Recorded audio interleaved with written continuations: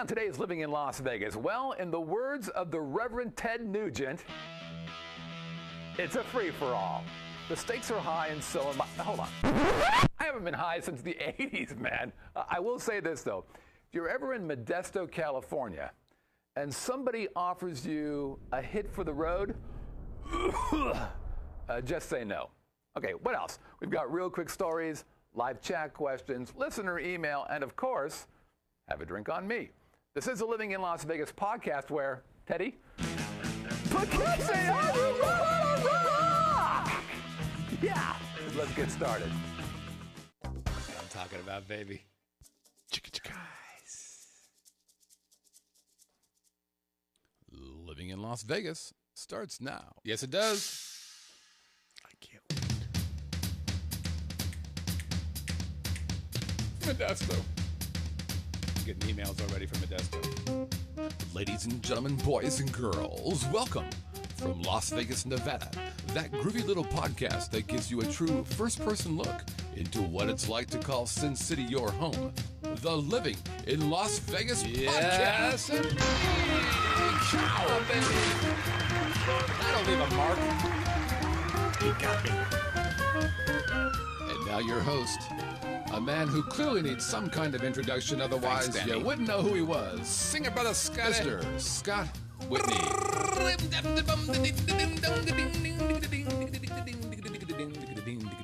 That's called a modern version of scat. Hey, everybody, welcome to the Living in Las Vegas podcast here on the Vegas Video Network. Polite golf chat. Tennis clap, as I like to say. Well, fair enough. And by the way, I did mean to say I want to congratulate you because you are watching or listening to the longest running podcast about Las Vegas that actually originates from Las Vegas. That's right. And by the way, your hosts, these two handsome fellers, well, we've been hanging out here in the Vegas for 30,000 years. I was trying to think of something different. Googly years. I couldn't do it. Which means we're not only going to cover what it's like to live here, but we're going to tell you about our adventures on the Strip, downtown, Yes. Fremont Street, It's other downtown. cool places. It is. It's Just also don't. downtown. It's a rule of three when you talk. Don't with my rule of three. By the way, if you're a visitor or a tourist, or maybe you have a shotgun and you'd like to shoot, let's say Brett. That would be lovely. By the way, if you are a tourist or a fan, what this show is, it's like your own secret handshake to all things cool and groovy. In other words, we're going to make you the pretty girl at the party. Everyone's going to look at you and go, ooh, she's kind of hot. She's kind of sexy. I bet she knows stuff. I wonder if she'll show us our... Hey, by the way... Our show is live every Tuesday at 8 o'clock Pacific time at vegasvideonetwork.com/live. By the way, join us, won't you? Because you could be a part of our live chat. Now, this is not hyperbole, which is a real word, by the way. It is. I know. These people who are in the live chat, best looking people on earth. Now, I'm not making it up. I've done testing. I've looked at them. Really? I know many of them. You're like the Frank Luntz of podcasts. I don't know what that... Oh, that's the guy on Fox, Exactly. right? That douchebag. Thanks. Very good. That's real nice. But you can be a part of the live chat. We'll make you a part of the show. These people are famous. They're walking through airports and going, hey, isn't that Danny? Isn't that Mike? Isn't that Pops? Isn't that Bob? Yeah, they're getting all the accolades. They're getting free drinks. People are buying and stuff. By the way, I'm your host, Scott Whitney. Konnichiwa. Buenas noches. How you doing, hot stuff? I run the Vegas Video Network. I have been getting paid to do online broadcasting since 2006, which is unbelievable if you think about it. By the way, I'm not doing this by myself. Now, last week, I tried to do it by myself. I really did. And actually, for a while, kind of liked it. But not because this other person who I'm going to introduce is bad or anything. No, I just like to touch myself there. Isn't it touch myself? How's that song go? Yeah. Touch my... I have no idea When I how think that about you, When I touch myself. think about me, I touch myself. Oh, that's going to be the shot on the homepage. Okay. Yeah, they need some work. Okay. So I'm not alone. No. I got a buddy, quite frankly. We know him as RQS. We know him as Drinky Pants. He is the managing partner, which is arguably the coolest title in all of Las Vegas. Do you like that one? I do. Okay. Managing partner of KSHP Radio. People know him as Brett Grant, everybody. There he is.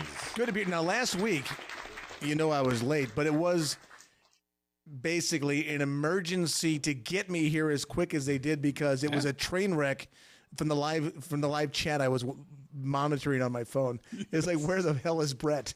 Somebody get him a police escort. Get this guy in here. I don't believe that's an accurate assessment of what was happening in the live chat. For one thing, you couldn't look at the live chat, so you're lying. Oh, that's true. Yeah, right. So you're not a very convincing liar. If Only because you know that. Well, nobody else knew that except for you. What I would say is this: stay in broadcasting because you're good at that. Thank you. That whole criminal thing, no. No? Don't do it. No. You're an innocent guy anyways. You're a good-hearted man. Let me handle the lying and badness. Yeah, that's what I'm known for. Well, I mean, Danny's telling me I'm so mean to her. And then somebody said Brett's mean to everybody. It's kind of the good cop, bad cop thing. He is mean. I love people, just not those people. So I like all of you, except for you people. I'm just teasing. You people are horrible. They know I love them. Well, if you actually want to see Brett's dark side, Facebook friend him. I guarantee you, if we have some fun on my Facebook page. Brett creates more comments on his post than any other friend I have. Now, I only got two friends. I don't have a lot of friends. Yeah. But, of the two, you and Trump, you get more comments than he does. The funny thing is I get friends of my wife who said, I just love reading his Facebook stuff because he gets everything he puts out there. He gets 100 comments on. Mm-hmm. And people do go off on tangents like crazy. And I've got an assortment of friends from high school, college, grade school, business friends, and they come from all socioeconomic backgrounds, all races. Yep. Political landscape is completely diverse, and we have very diverse conversations and opinions on things, and it's quite fun. And the good thing about it, I think, is that it's civil conversation for the most part. If somebody does go crazy and call somebody a name, it's like, hey, like every once in a while somebody will call me. Yeah. So I go, hey, it's my page, asshole. All right, go post this crap on your page, and I'll do that once in a while. Speaking of asshole, what's our over/under? Thank you. I don't know what that was. In broadcasting, that's called a segue. Let's go 87 and a half. 87 and a hook. Yeah, a little longer. 87 and a hook. By the way, we got a new live chat person. It's AFFIT Chief. I'm not sure if it's AFFIT Chief or FT Chief. Probably ex-Air Force, I'm assuming. Has been a long-time viewer of the Vegas Video Network. He wouldn't tell us where he's from. Clearly, he's a spy. Or he is a crime boss. Which one do you want him to be? I like Crime Boss. Crime Boss, AFFT Chief. His actual name is Joe. He did submit to the Have a Drink on Me. So, Joe, the Crime Boss, welcome to the live chat. You are welcome. Oh, by the way, before we get started... And wait till you hear our topic for today, because this is fucking fascinating. I have to say that I have discovered, I'm so fucking happy about this. I want you to look upon this, everybody. For those of you who are watching the video, this is it. It's called Diplomatico Rum. Ooh. For those of you who are listening, it's called Diplomatico Rum. See, got to get audio and video. Let me tell you a story about this here rum. So I was in London several years ago having dinner with Melissa and Stuart. Okay. We were in that big tall building that looks like a crystal football? Yeah. Okay. So we were at the top of that thing. Okay. Which is fancy. And we're having a fancy dinner. And we finish up dinner and I'm like, Stuart is really into after dinner wines, sweet wines, whatever that crap stuff, which is horrible. Cognacs and things like that. Sweet wine. Well, sweet wines. I mean, it's horrible stuff. Can't drink it. Right. After dinner cocktails. Yeah. And he's like, well, you got to have one. I'm like, okay, I'll have a honey jack because I can sip that. And it's he goes, no. You can't have honey jack. You got to get classier. I'm like, well, honey jack's classy. No. You just let me order you a Diplomatico rum. I'm like, okay, fine, that's fine. So he brings it in, and here's what I heard. Did you hear that? No, but I hear angels right now. Listen. Yep, angels. Angels heard. And so I'm like, this is awesome stuff. I brought a bottle home, or I think actually Stuart came back to the U.S. and brought me a bottle. It was one of those two. So we still had the empty bottle on our bar because it was just such a great rum. It's a good bottle. It's a great bottle. Yeah. So I've been looking for this rum in America for 2 years. Okay. Can't find it. Finally find their Facebook page. I go to them and say, hey, do you guys have this stuff in Las Vegas? Haven't heard from them. Eventually, today, I get a response. Yes. Long list of bars that have it. And I'm like, no. I want to buy a bottle myself. And he's like, well, yeah, Jones Liquor, which is at Jones and 215, they have it. I'm like, okay, fine. Well, I need to come and get beer for the show tonight. So I'm at Lee's Liquor at Rainbow. And I'm like, well, let me just take a look. Right down the street from you, too. Right down the street from me. And I'm like, wait a minute, these guys are the biggest liquor store in town, and you don't have them on your list? Doesn't matter. How long did it take them to respond to your original email? It was longer than I would have liked. Oh, okay. Would you like some? Yeah. It's dark. It's a dark rum. It's a dark rum, dark like my heart. Now, this is a sip. Don't be shooting it. This is during the show, you're just going to be sipping on this, okay? You savor this. We're savoring. Cheers. Cheers. Boink. Savor. Don't shoot it. Oh, man. Smooth. Very. Like a baby's butt. Oh, people, I'm telling you. Thank you for the visual. It's got a little after kick to it, but it's a little bit. Diplomatico, folks. I'm going to show you the bottle again because you get this for Christmas, either for the party or for, Christmas Day. Here's a picture of it. I'm telling you what, folks, this is all that and a bag of chips. Yeah.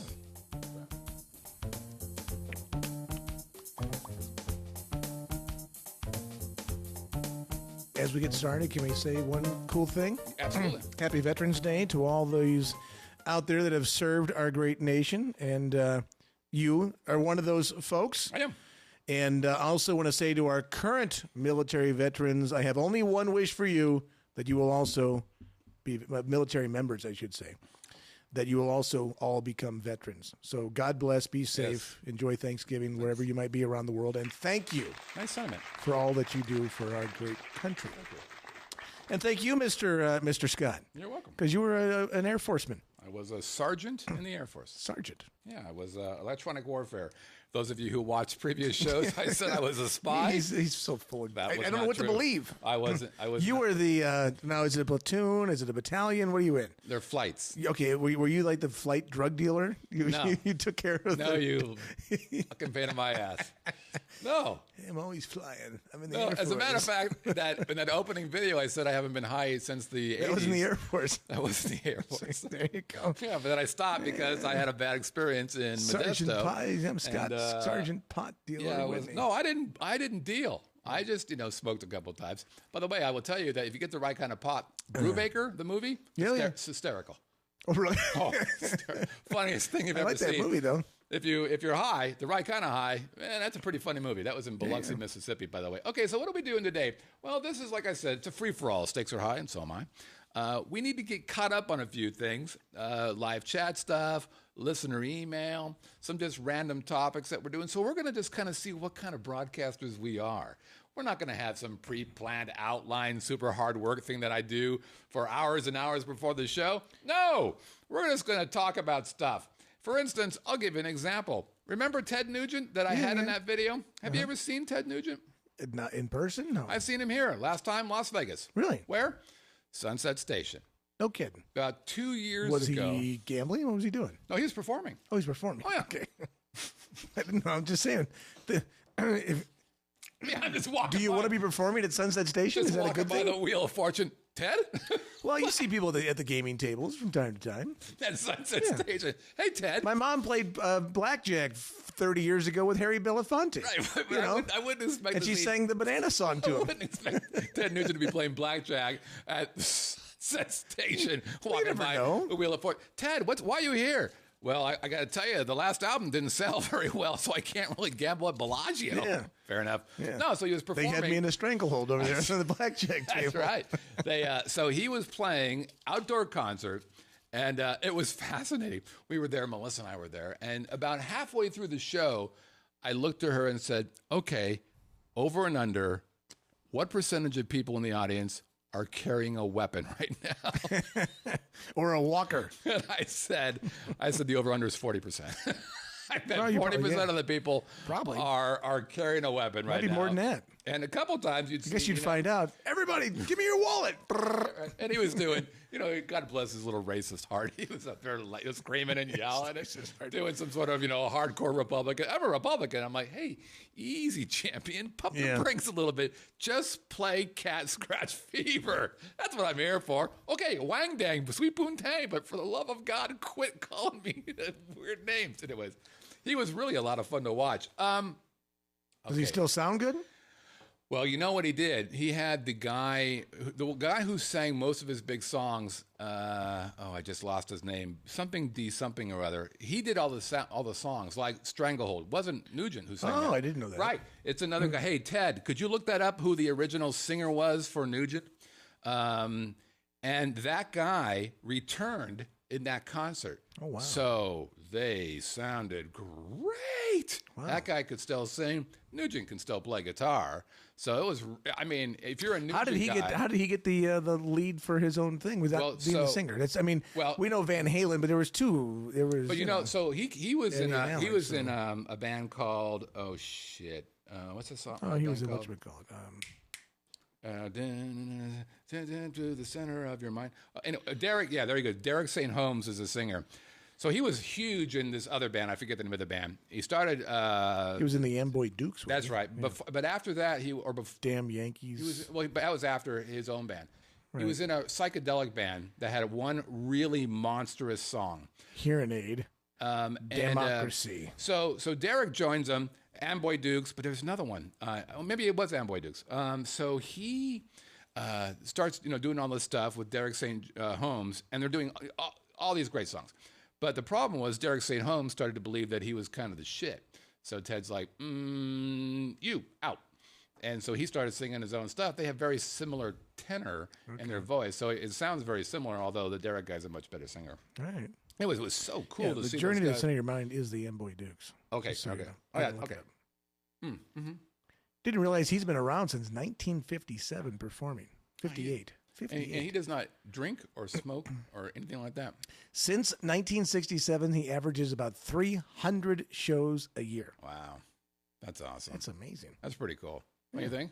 Yeah, in the other 65 days, he's shooting things. Bears. Whatever the fuck he wants to. Elephants. Right. I'm lion-hearted. I have the lion heart, and the carcass is sitting over there. Exactly. Still beating.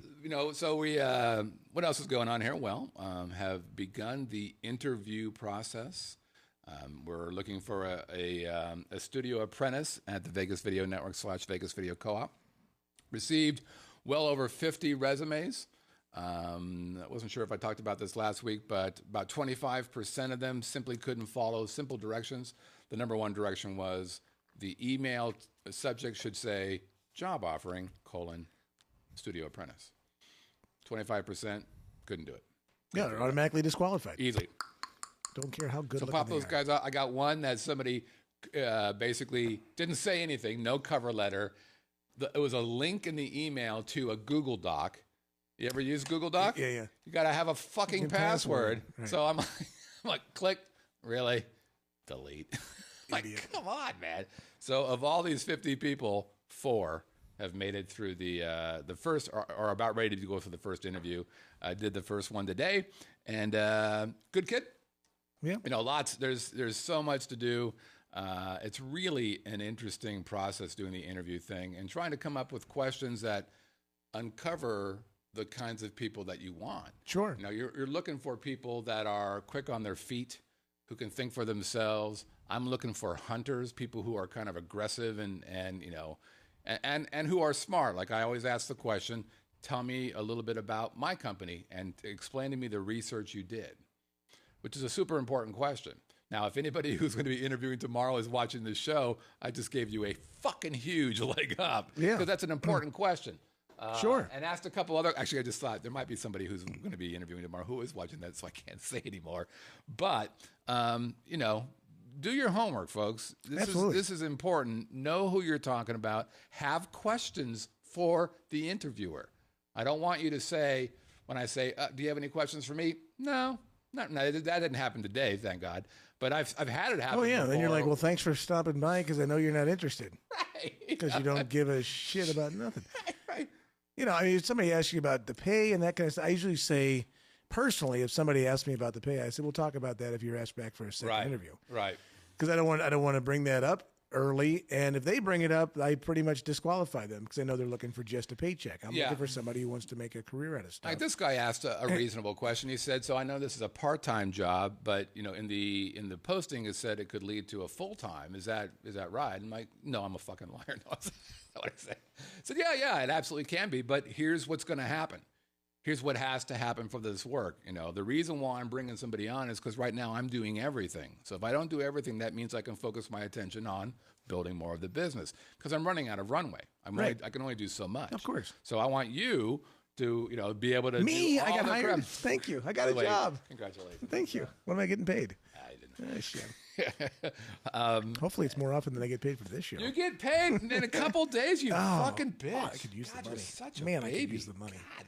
Anyway, There's so a big football game I want to bet on this weekend. If you're, I'm not giving you money for gambling. Oh, shoot. I'm not doing it. I won't be a part I'll of do that. it for Christmas presents. That'd be a good idea. Yeah. I just came up with a great Christmas You present. did. If you're in the live chat, you know what some people are going to be getting for Christmas. Here's the last thing I want to say. I know people are out there looking for jobs and stuff. Be smart. Do your research. And be prepared. And don't be afraid, by the way. You know, don't be nervous. The truth of the matter is, what's the worst thing that could happen? No, you don't get the job. That's the worst thing that could happen. Sure. But get in there and you know, and mix it up with me or with whoever because it's important. You're being watched. Hey, did you know that the guy who owns TI tried to buy Mirage? No kidding. Yep. Mirage is MGM, right? It is, and TI used to be MGM, right? So well, it makes sense because they're attached. There's and they were built at the same time. Right, Wynn right. built them both, right? And there's you're right. They're both connected, and Wynn's vision was to have them both running together. And so the TI guys like, and I'll give you $1.8 billion for Mirage, and they said, nope. What did they counter? No, but he did get a nice. And letter. I want you to keep the I get to keep the furniture too. 1.8 billion and the furniture. No. I'm keeping the fridge. The fridge is going to go with me. Right. So let me ask you this. I really like Mirage. It's one of my favorite properties on the Strip. I like the look. I like the vibe. I like the food. I like the bars. I like the shows there. I like everything about that property. TI, I like TI. I dislike what they did to the front. I very dislike the whole shopping CVS corner thing.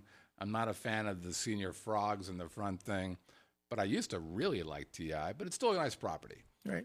What do you think of these smaller guys getting more property? Well, I think it's good for the diversity of Las Vegas. If you look at it from a gaming standpoint, sports gaming, for example, there used to be 10, 15 years ago, you could get a variety of different numbers on a game. Let's say, a standard football game might be 3 here, 3.5 there, 2.5 at this property. Well, when you have the MGM and then you had Caesars or Harrah's, they own 75, 80% of the hotels on the Strip. Well, there's 2 lines. There's no variety. Right. So that's part of it. Well, do you know I think there's advantages and disadvantages. Do you know who TI uses for their line? Is it like I think it's I think it might be William Hill. I think it might be, but I'd have to double check on that. But I mean, there's advantages and disadvantages to working for Scott Whitney versus working for a corporation. There's certain things that you can offer that the corporation won't, and there's certain things that you won't that they will. And you really have to kind of balance that out what you like. I'm sure if you love the Mirage, for example, you probably love the point system associated with the MGM card. For sure. And all the stuff you can get at all the various properties. And that's the biggest challenge a smaller property must have, right? Because I can be an MGM player, and that tends to be what happens. Like Jackie, I think, is a... Yeah, M-Life, right? Is that what it is? I think she's the other one. I think she's the Caesars folks. Shit, I forgot. But she tends to stay on that one. Because now... No, she's MGM. She's MGM. So she does the MGM properties, and she gets to go to all these different properties, and she gets a lot of neat stuff around it. And she's basically never going to go to Caesars, and she's not going to go to any of these other properties. But so MGM has the advantage, obviously, because they have, let's say, 10 properties or whatever the number is. Caesars, same thing with with their deal, or the total rewards. you've got to really figure out how you're going to be different. If you're TI and you're all by yourself, or if you're like Tropicana, Right. what the fuck do you do to compete? Well, you're hoping for the against overflow is what you're going to get more than anything. Holy Jesus Christ! You know, Wynn, they've got the Wynn, and Sands has got Venetian and Palazzo, so they've got some some volume there. But Jesus, how do you compete against these big properties? Well, I mean, where the Treasure Island is, like the Imperial Palace for all those years, the Imperial Palace was owned by the Ingolstadt family forever until it was bought out, and it was a hugely profitable property because of its location. That little, you take that facade, which is, what's it called now, the quad? That part that actually faces the link. Okay, that part that actually faces Las Vegas Boulevard, which might be a half a block. Yeah, because the property goes rectangular. Yeah, and the short end is facing the Strip. That property during the height of the boom, 2004-05, that was worth $20 million. Right. Okay, directly across the street, Caesar's Palace, Harrah's to your right, Flamingo to your left, Mirage at 2 o'clock, Bellagio at 11 o'clock. Everybody on the Strip had to walk by your property. Yeah. And the IP did very, very well for a long time. And I had a good relationship with the IP for a long time with the radio station. And they were probably pretty profitable too, because that property. It's like Caesar's. They had good restaurants upstairs. It was a fun place to gamble, but it was no frills. No. But when people tell me and cockroaches, right? But when people told me where do you want to stay, where do I want to stay? I said, well, you want to be in the middle of the Strip. Did you recommend IP? Well, I used to have a great account at the IP, so I used to tell people, you go to the IP, and here's why you go to the IP, because you're going to get. It's going to be a lot less expensive, but you're right there smack dab in the middle of it all.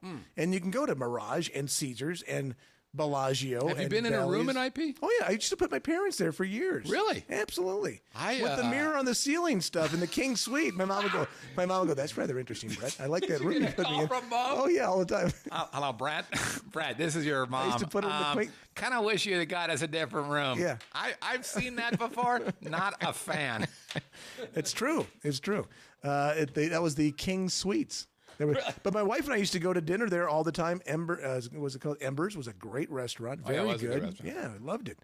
There, and they had a couple other places that were good. They had a nice piano bar up top. Yeah, they did. They had a. There was things, and the sports book at the IP was my friend Jay Cornegay ran it at the time. Oh, is that where fantastic sports? Oh, I didn't know that. Yeah, I saw the largest. It's a tiny book, but it was the a largest great book. cockroach I've ever seen, Yeah, and it was in the bathroom. Oh, because that used to have Frank Marino and all those that stuff up there, and I remember going into the bathroom and going, well, there's a small horse. No, fuck, that's a cockroach. Oh, what? Yeah. Hey, get out of there.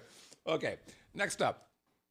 Here's what you got. Speaking of gambling, by the way, so everybody knows that DraftKing and FanDuel. By the way, I talked to a guy who had an opportunity to invest in FanDuel.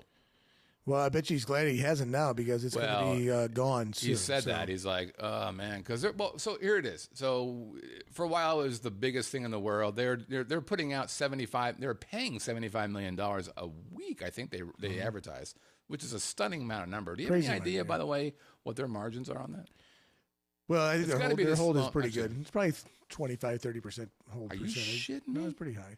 Wow. But they spent a ton of money on advertising as well. So I wonder what their margin is then. If they're advertising, I mean, they're spending millions. Yeah, they were spending about the opening weekend of the NFL season. I remember reading they spent $20 million that weekend, but they got, well, they're doing hundreds of 75 thousands of people, millions of people signing up. It's unbelievable. At least $20, $30, $40 a pop to sign up. They did pretty well. The funny thing is, here we are, the NFL in Las Vegas. They poo-poo Vegas. Gambling sucks. No. But yet they'll play now 4 football games this year in Wembley Stadium in London, where you can bet on the game in the stadium. Are you serious? Yes. Okay, in the stadium. Really? Okay, yes. I'm not sure you can bet on the NFL game, but that particular stadium. Hold on. But in England, that matters. I but got to find out if they can bet in the NFL. There's betting kiosks in. Well, we got to find out if they can bet on the NFL because that would be huge. Okay. But here they are as well, hypocritical from the standpoint of either FanDuel or DraftKings, I'm not sure which one, Robert Kraft, who's the owner of the New England Patriots, is one of the investors. Well, NFL and you see NFL, NBA, the New York Knicks, all these teams are sponsored and are being sponsored partly owners of FanDuel. Right. And now New York came out today and said, illegal. And that's what I was going to talk about. Right. So Nevada said, no, you can't do it. It's gambling. Which is funny because why would Nevada care? Well, and so here's what I don't understand. We're the only place where you can gamble. Why would Nevada be restricting gambling? You can do online poker in Nevada if you're physically in Nevada. All these casinos have that capability.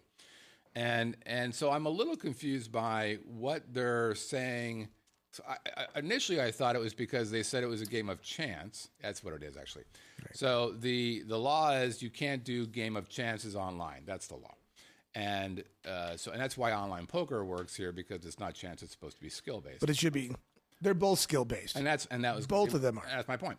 So if you're playing fantasy sports, which I don't know anything about, I don't have the first clue how you win on that. I guess you pick a player, and if they do well, you get points for how well they do, or something like that. Is that it? Okay. So that obviously takes some kind of scouting capability, I suppose. You're not just randomly picking this guy, green shirt, blue, pretty hair. I guess that's not what you're doing, right? So you have to have some skill, and that was FanKing's or FanDuel's and DraftKings' argument. This is a game of skill, and Nevada said that the AG said nope, and just now, like you said, New York said nope. Shoot. What do you think is going to happen with these guys? I think more states will probably end up doing the same thing. But to me, it's a game of skill. It is gambling. I'm not going to argue that it's not gambling. I've been saying this before any of this stuff came out. I've said multiple times, how is this legal? How is this not gambling? It is. I'm betting. I'm making a bet that my team will be better than your team. Right, but online poker is gambling. Right, but it's not legal in most places. But it's legal here. Here. But why then? It should be legal everywhere. But why then is not DraftKings and FanDuel legal here? I can't answer that question. I have no idea. That's why it's the opposite of what it should be. But they're both the same, and that's what's hypocritical to me is because they are. There's no question. Anybody who's ever played poker before knows it's a game of skill. Right. There's math involved. You have to know how many outs you have. You have to know. There's reading your opponent. It's not just, oh, hey, he gave me an ace and a king. Isn't that cute? Oh, there's another ace. Right. Oh, isn't that nice?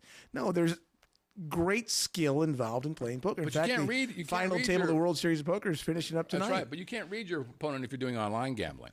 Right. No, that's true. But you still get their patterns of how they play. Well, but that's not reading. I mean, I can't look at you and see you're not giving me a tell, an obvious tell, right? So that's what I don't understand. I don't follow what delineates being okay and what delineates not being okay. If you I think they're all okay between consenting adults. They all should be okay. Well, see, that's what I think. I think, look at what the fuck do I care if you want to bet and spend your money on online stuff? Well, I think the idea of legislating behavior like that is just stupid.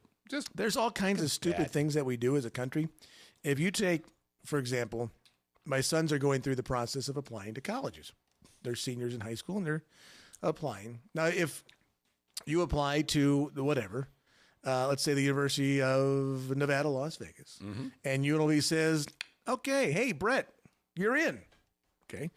Just send us your transcripts. Okay. So I tell my high school counselor, send my transcripts over to UNLV. Right. If UNLV has a question about my transcripts, they're going to ask me about it or get clarification back from the high school. Yep. Okay. But if I'm an athlete and the UNLV basketball coach comes to me and says, Brett, boy, we love your basketball skills, which no coach has ever said ever.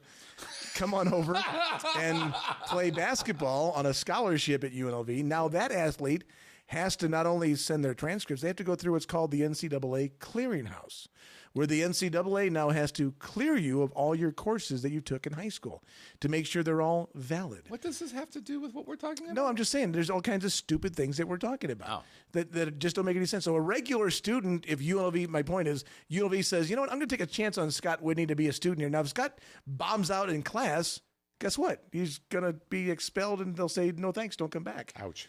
So why would it be different for an athlete if UNLV says, I want to take a chance on Brett. Come and play basketball. And Shouldn't be. I've decided that you and I will do a new segment called We're Fucking President. Absolutely. And here's how it goes. I think it's called, we're missing one great thing in this country that we used to have. Common sense. Thank you. Boom. Exactly. All right, so here's how it should be. If you want like to at gamble, the University of Missouri this week. Gamble.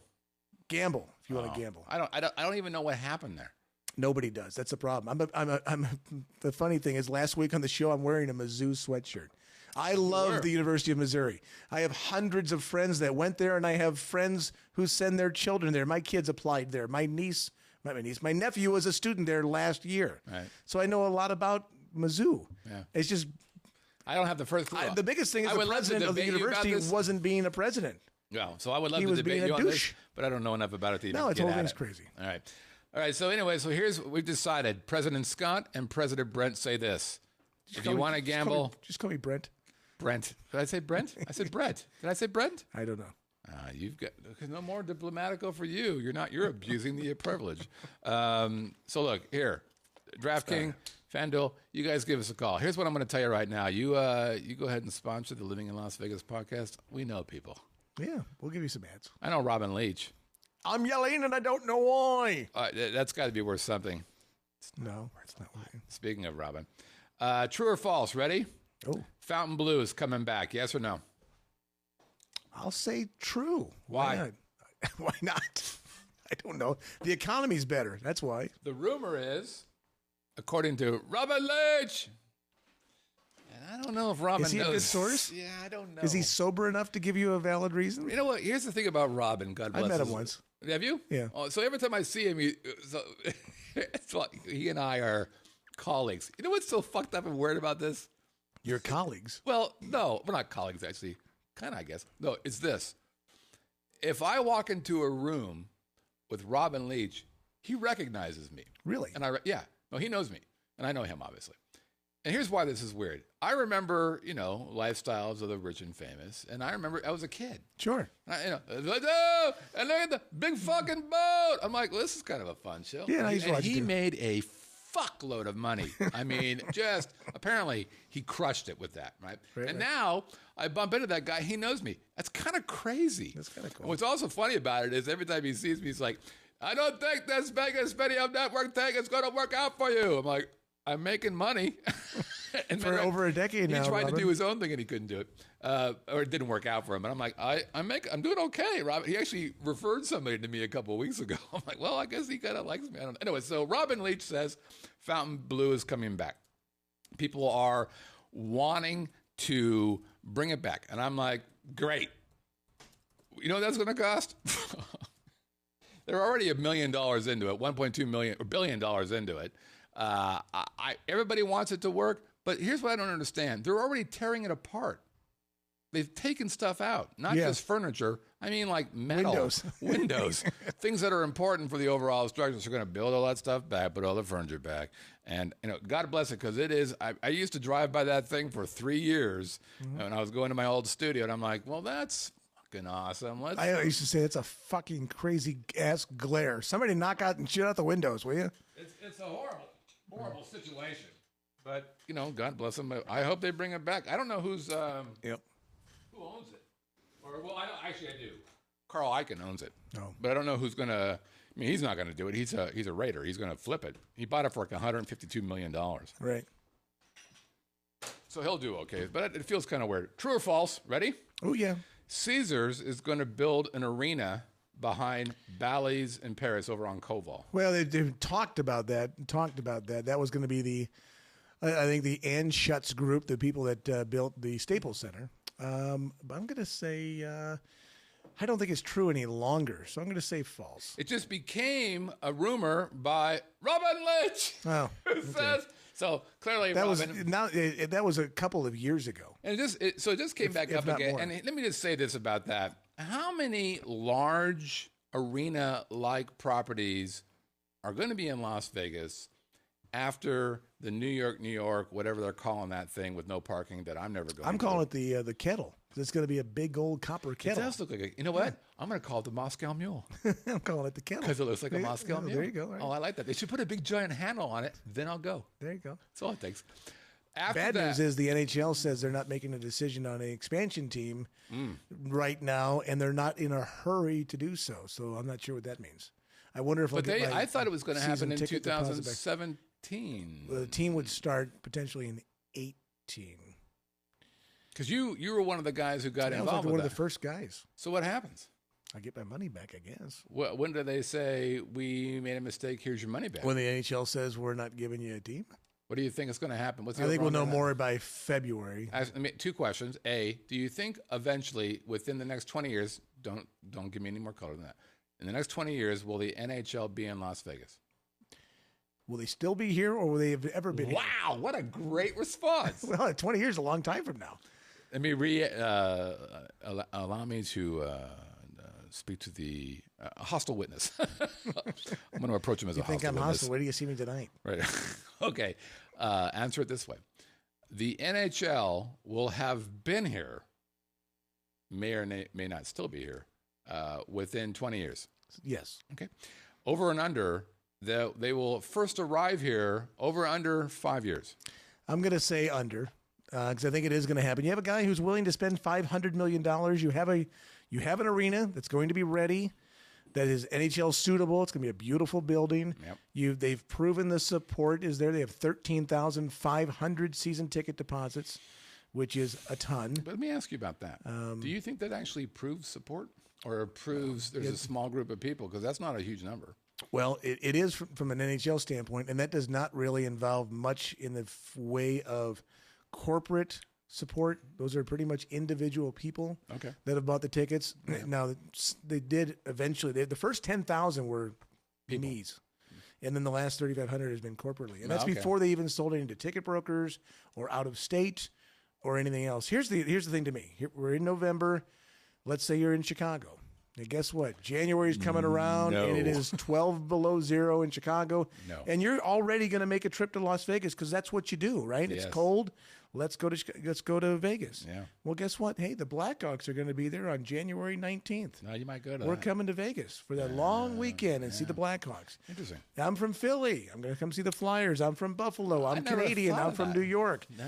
You're going to get that building is going to be filled every night. Now, it'll be filled with a lot of people. Hockey season. Right. But you're also going to draw from monster concerts. It's bigger. It's going to be bigger than. Wait a minute. And it's going to be bigger than the MGM Grand. Okay, but bigger than Mandalay Bay. It's going to be bigger than more MGM. Modern than the Thomas and Mack Center. 17,000 people. 12.5 to 13, 14. MGM Grand? Well, if you're doing a concert, when people on the floor, 17,000. We'll take off the floor for a second. Let's just do the stands. It's about 13. Well, okay. Okay, so that place with the floor is going to add 20. Okay. But you're going to have. But there's not a lot of. But hold on, just because it has 20 doesn't mean there's a lot of people who can fill 20. I mean, that's the difference. Right. So the big guys who come in through town go to MGM, or they might do Mandalay Bay. This will be an MGM smaller property too. So it's MGM. Yeah, but they're still. But they're still going to hurt each other. Because they're both competing against. So, okay, but how many different venues? How many different venues are there in Los Angeles? But it's not the same owner. It may be there's a partial same owner, but MGM owns all of their property. Right. They own some piece of the other property because the other guys, I forget what they're called, own a piece of that. So it's not the same play. They will rape each other if they're both similar sized. And I can't think of anybody who's not. Can you think of a large, I guess, so where would Bruce Springsteen go? Well, if he's going to go to an arena, he'd have to go to the Thomas and Mack Center. If he's going to go outdoor, you're going to go to Sam Boyd Stadium. How big is Thomas and Mack? About 19,000. But the difference is Thomas and Mack is, 30 years old. Okay, so I didn't even think about that. So how many of these large places are? I mean, so there's MGM, there's a new place, there's Thomas and Mack, there's... but Mandalay's about 11 or 12. But it's still pretty big. New Orleans is like 75. All right. So I think they're going to... Sure, there'll be competition. There's no doubt. They're going to do the same goddamn thing they did and when they all had a problem. They're building all these big properties, and they all this room, all this capacity, and they can't fill it. And I'm telling you, if all these guys build these big arenas, somebody is going to die on the vine. And it's not going to be pretty to watch. It's going to be really ugly. I don't disagree that somebody will. It's survival of the fittest. But at the same time, I think you're thinking of this in the bubble of it's too much for Las Vegas. When you take it is okay, but we are the entertainment capital of the world. I agree. You're getting everybody coming to perform in Las Vegas. And my question would be, how many nights a week does an arena have to be filled? To cover a year. How many nights a year does it need to be filled to be a profitable place? Absolutely great question. I don't know. Neither do I. You know, if you're the Staples Center, you have the Kings, Right. Then hockey. You have the Lakers and the Clippers. Then you have all the concerts. So they're covering but it. The majority. But they're also okay. a forum, which is what that is right now. Yeah. Was that right? Yeah. So that's Well, the forum is it's more of an afterthought. Yeah, but that's okay. So that's a big deal. Let's say Staples Center is a bad example because they have 3 tenants. So Right. let's take an arena that has really only one real tenant. Let's say down in Phoenix or something where the Suns play. They're the only tenant in that building. That means they play 40 to 45 nights a year. Out of 365, the team is only playing 45 nights a year. But are they doing concerts there? I'm sure they do concerts, conventions. And they're in Phoenix? They're in Phoenix. And what other big property is there for concerts? They have the Bank One Ballpark. They got the stadium in Glendale. Ballpark's not going to do a big concert. Well, the Glendale, the football stadium for the Cardinals. The hockey team has their own arena. The basketball team has their own arena. And the baseball team has their own stadium. So all 4 of them have all 4 sports, all 4 in different locations. So there's only one tenant each All of those. in Phoenix? That's all in Phoenix. Now, but Phoenix, people think Phoenix is not as big as it really is. How big is Phoenix? Phoenix is the 10th largest market in the country. How big is it? How many people live there? It's probably if you take the entire surrounding area, it's got to be 7 or 8 million people. Well, okay. I'm just saying. Yeah, we're number 30 something. Yeah, we got 2 million. I understand. 2.5 or No, 2.2 or whatever. But we bring in how many million tourists a year? But here's the thing about that. 40, So I 50 thought about million? that for a second while you were talking. And so I think for hockey, maybe the Chicago guys go. But the reason why people come here for the 3.5 days is not to go watch their home team fucking play hockey. But they will. I don't think they will. I think they will. I don't think they will. Actually, I don't think they will in the numbers that you think. If I'm coming to fucking Las Vegas, I'm going to go watch Can't you surf. just come to Las Vegas? Do you have to come to fucking? Yeah, I know, because you made me say those bad words. I don't like saying the words. You make me Thanks, do it. Pops. So what did Pop say? I don't know. Stand by. We're going to Open the rink to public ice skating, sell food, have music, make money in the daytime. We're going to take a quick break and look at the live chat. Hold on. Let's see what they're saying. Scott is amazing. Agree with BG. That's all I see. I just stopped right there. Agree with BG. What? Who are these people? Why would they even say that? I think there's sports tourism is huge. Wait a minute. Hold on. It is very big. I think sports tourism is huge, but not in Las Vegas. Because we haven't had it before. It'd be But a even new if we thing. do. Are you kidding? Okay, let me just say this. This time of the year through March, April is huge Canadian tourists. Huge. And what do Canadians love more than anything other Beer. than curling and beer? Curling. Hockey. Yeah. Okay, they invented it doggy style. You know why? Wow. So they both can watch the hockey game. All right? That's how that got invented. It was Canadians who put that together. All right? So Edmonton, Calgary, Not sure why Vancouver, that toilet Montreal, ran, by the Toronto. way. That's pretty Hard to moose say. sex, somebody typed in. I don't know. But if you put strategically now, you put them into a division with Strategery. Los Angeles and San Jose and Phoenix. You've got natural rivalries built. People will drive 300 miles to go see their team on the road. Okay. Because I do it. I go to Los Angeles and San Diego and Phoenix all the time to go see right. games. All right. I'm a season ticket holder to the Los Angeles Dodgers. But that's And because they're an hate- advertisement. And I don't like the Dodgers. Well, that's weird. But I go see the games But is because that I love baseball. But they also advertise with it. They do. Is that so why? I support them back. Do you get a deal? Of course I get a deal. Well, then fuck. That doesn't But I still count. have to drive to Los It Angeles. doesn't count. But no, Of course no, it counts. No, it doesn't. And here's why. Let me do my I impression. have to invest my time Oh, and for money. fuck's sake. Here's my impression of Brett. Summertime? I gotta go. I gotta get out. I'll go to Los Angeles. What is our ball game? Even better. So that doesn't, I don't really feel There's that. millions of people who are like me who would love to go do that. Millions? Jackie, your good friend Jackie goes all over the country seeing games. It has nothing to do with the weather. It has to do with she really likes baseball. And I know you do My too. point is that people in the warmer and in the colder climates come to Las Vegas anyway. Now they have a bigger reason to say, I'm going to plan my trip around my team's weekend as opposed to maybe going in just some arbitrary weekend in January when it's like, hey, you know what? The Rangers are there on February 1st, so let's not go in January. Let's go in February. Here's what let's get tickets to the game. Here's what's going to happen. There you go. Canadians come in here for hockey? No. You know why? They're already here. Oh, just listen to me for a minute. Do you know where Cirque du Soleil comes from? I thought it was European. No. It's Canadian? Yeah. I did not know that. Yeah. Okay, so what does that mean? That means Canadians, if nothing else, are very loyal people. They've already seen the Cirque shows. They watched them in development. Hush, little baby. In Canada. Hush, little baby. I'm going to Banff to watch them That's- create Mystere. That's not how the great people from Canada works. What they're going to do is Eh? they're going to come to Las Vegas and they're going to say, hockey? You know what I think they would say about Circus Soleil? It's a great organization. Hold on. Hey. Hockey or my sister-in-law, who is the girl who does the flippy things at Mystere.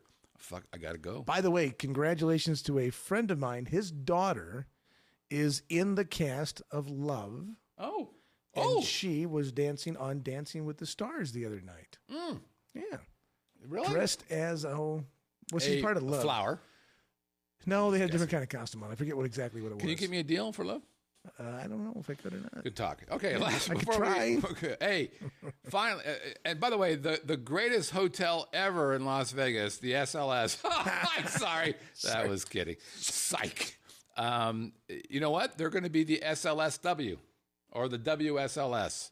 It's now a network. Sounds like a radio. East Coast. Go ahead. WLCLS Las Vegas, where no one shows up and buys shit, where all of our stores are leaving, where nobody gambles. WSLS Las Vegas, the white place at the end of the strip that looks like it's haunted. Where we couldn't afford a roof. Where is that black paint up there? I wish I had tile. Okay, that wasn't very kind. We used to have a roller coaster. Where, if you're going into the pool, we're going to strip search you, and we are not fucking around with that, by the way. Okay. Anyways, one of the nicest hotels in the country, W. Have you ever been one? I have, yes. Oh, they're nice. Very nice. Very, very nice. The W is taking over one of the towers at SLS. Oh, okay. Right? Right. And it's a big tower. It's about this big. No, it's the 280 room tower called, well, now the W Tower, and which is named after H.W. Bush. I just made that up. Just W. W. Just a W. His buddy is known Dubba. Yeah. W. Anyways, good news or bad news quickly? Well, I think it's good news for the property because I'm sure the W will put some money into it amazing and fix her up and find a way to bring their clientele. And the problem with the hotel, and it's not its fault, it's just there's nothing around it yet. You can't. The problem with it. What's part of the problem? It's part of the reason why the Sahara died because everything else around it disappeared. No. Like there is poor management as well. Yes. But location. No. Location. No. Of course. Oh, then the stratosphere should have fallen apart about 5 years ago. It's not about location. It's about marketing. But the stratosphere has a unique feature to it. Boom, diddy, beep, bum, boom. They have a marketing play. Which was Vegas World. What's the SLS play? That big white globy fucker I agree with thing you. out there? Yeah. I don't even know what that thing is. Freaks me out a little what that bit. face even was. I don't know, but he's a Cyclopsian, ghosty, scary thing. Right. The problem is with SLS is it doesn't appear they finished it. That's part of it. There's nothing that really separates it from the competitive herd. They do have a great center bar light thing. Right. That's one thing. They're a little. They're not. The crowds that they're getting is not a great crowd. They're trying to bring in the LA kind of hip crowd, and it's not working out for them. They just don't. They're just not playing out. They're just not playing out. You know, here's what's going to happen with the W thing. They are part of the whole Starwood thing, which is a big, giant hotel thing. Right. Monster play for them. Super, super smart. I predict that eventually W will take the whole fucking thing over. Yeah, I think they're going to take a bite at a time. Make sure they don't. Yep. They're going to go. How's that feel? Is that working? Yeah, let's take a little more. That's like broccoli. Pizza. I like broccoli. I want more. Right. There's somebody in the live chat who likes broccoli. And by the way, in case you don't remember, it's broccoli has protein. Okay, let's take a quick break, and we'll be right back. By the way, this is the Living in Las Vegas podcast on the Vegas Video Network. Play! Hey, Scott Whitney here for LASIK of Nevada. And I know what you're probably thinking. Scott, you're wearing glasses. What on earth can you tell me about LASIK? Well, let me tell you my story. So some time ago, I visited Dr. Rothman to see if I could have the LASIK procedure. Had a couple tests done, and come to find out, I wasn't a candidate, right? But instead of those $299 an eye guys who pretty much will work on anybody, Dr. Rothman brought me aside and just said it wasn't an option at the time, which I really appreciated. Now, meanwhile, he's gone on and done 60,000 LASIK procedures. I got friends in Reno, down here in Las Vegas, who've all seen Dr. Rothman. As a matter of fact, he is the most experienced LASIK surgeon living in Nevada today. So check out their website. It's LASIKofNV.com. Again, LASIKofNV.com. And if you mention Vegas Video Network, they're going to give you 50% off of premium LASIK plus, wait for it, an additional $200 off. That's LASIKofNV.com. Do it Today. All right, everybody. Welcome back to the Living in Las Vegas podcast on the Vegas Video Network. It's great to have you here. I think we're going to be okay in the over-under. Maybe. Hard to say. If Brett would quit blabbing on about sports tourism and stuff, I don't know. Mike Q throwing a Howard Stern there at us. What's 66 WNBC. WNBC. I just watched that movie about 3 weeks ago. I thought it was actually pretty funny. It was a great movie. Yeah. It was a great movie. You liked it too? Okay. I love that movie. I did just love that movie. Well, I liked it because it was radio based. And I get that. So, if nothing else, I would argue that the people of our show, me, Brett, thank you, people in the live chat, are a resilient bunch. Okay. Here's what I mean by that. Brett, me, has provided feedback to folks in the past that has been, let's say, not glowing. Let's call it blunt. Let's call it blunt. Now, I am a hugger. I'm a giver of love. I just want to show that face because that's I don't even understand what that means. I'm a hugger. I bring people into my bosom. I want them to. That's not a good place to be. No, really, it is. I have hair, and it's not. I want people to feel comfortable, safe in my world. Safety is important to me. There's somebody out there in the live chat world, a colleague, if you will, who has produced some videos for us and has received, let's call it rough feedback. Let's call it very honest feedback. Let's just call it rough. Honest. Because you are a mad man. But shut your mouth. I'm just talking about Brett. But she and she can't take the heat? No. Stand by. Stand by. For a while, she had to lick her wound. She's like, I'm not having this. Okay, good. I'm not having it. Good. But then she said, oh. I'm having it? I'm having it. Did she make a video? Mm-hmm. And she's going to come out and get me? She's having it. All right, Danny, let's go. She says she likes it rough. Oh, she said, let's call it rough. Whoops. Oops. That's not what I wanted to see with pink lettering in the live chat. Anyways, Danny has returned. I only critique because I care. I have a story I have to tell, too. I have it on good authority that this is a pretty good video. Now, it's 25 minutes, which might be... 25 minutes. That's part of the issue. Okay. I'm all for... Listen, it takes 25 minutes to do a real good happy hour review. Now, if we go by the sampling of videos that we have gotten, and you're the director of the show, so you make her cry, and I'm going to jump across this and pop you in the nose. This is entirely up to you. If you have a time frame, or you say, you know what, open-ended, make the video as long as you want, I have a time frame. Well, quick. Well, I don't know that they have been. So I think it could be a little more concise. Let's watch what we have. Like Pops. Pops gives you 45 seconds, and you laugh, and it's good. Pops is a fucking felon. There's no question about it. I'm not saying he's not. I can't have that, but okay, no, Pops isn't a felon. He was acquitted. Okay, here we go. Hi, Danny. I can't wait. A happy hour review from Danny in the greatest red visor ever. Hey there, it's Danny Ackerman, your Vegas Video Network roving reporter, here for another happy hour review. This is a little secret treasure of Las Vegas. Most don't know this even exists.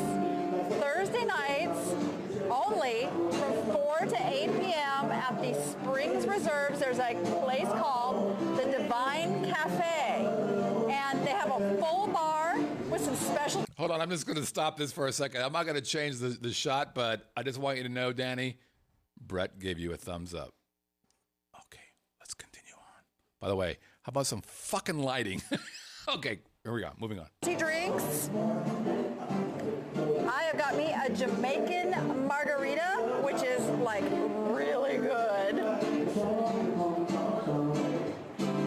They got some live entertainment, and the food, holy smokers. We got, not knowing how big the portions were, we got We got buffalo wings. Photo. And the nachos, the chicken nachos. Wait for it. Whoa. Yeah, like, whoa. Photo. I am the sound effect. We had to take home, like, doggy bags because we couldn't eat it all. I'm telling you guys, $2 beer. My specialty drink, my margarita was $7. We ate for under $20. You know us, we like to eat on the cheap.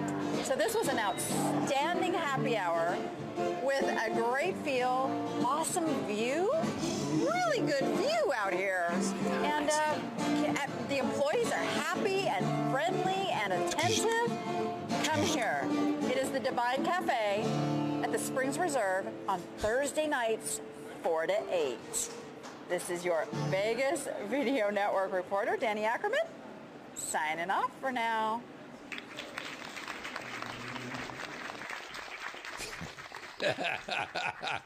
Oh, she's done. Oh, I thought she did a fine job. She did. That was Danny good. No, actually, that was Ackerman, everybody. That was a place we didn't know about, so that's good.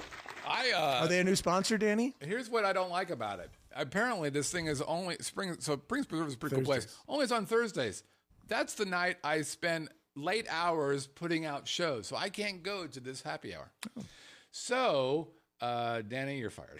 Because if you can't get me to go to a happy hour, then it just doesn't exist.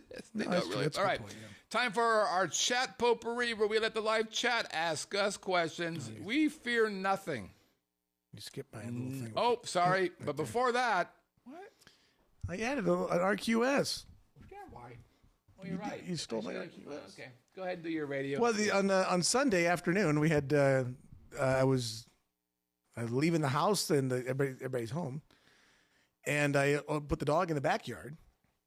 And off I went on my little thing. In the backyard? In the backyard. As opposed to the backyard.